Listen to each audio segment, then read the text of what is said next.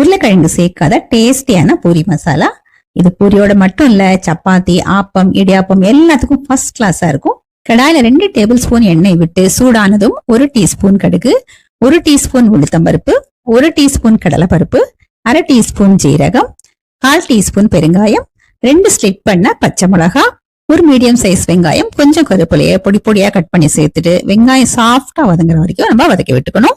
வெங்காயம் சாஃப்டா வதங்கினதும் பொடி பொடியா கட் பண்ண 3 தக்காளி, தேவையான அளவு உப்பு, 1/4 டீஸ்பூன் மஞ்சள் பொடியை சேர்த்துட்டு தக்காளி நல்லா சாஃப்டா வதங்குற வரைக்கும் நம்ம வதக்கி விட்டுக்கணும்.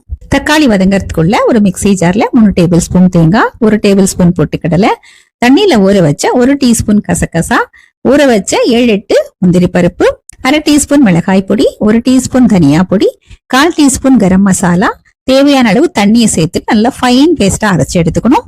சாஃப்டா வதங்கின தக்காளியில நம்ம அரைச்ச பேஸ்டையும் தேவையான அளவுக்கு தண்ணியும் விட்டுட்டு நல்லா மிக்ஸ் பண்ணிக்கணும்.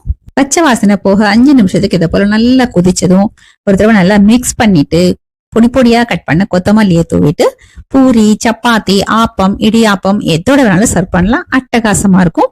இந்த வீடியோ உங்களுக்கு பிடிச்சிருந்தா லைக் பண்ணுங்க, உங்க ஃப்ரெண்ட்ஸ் அண்ட் ஃபேமிலியோட ஷேர் பண்ணுங்க.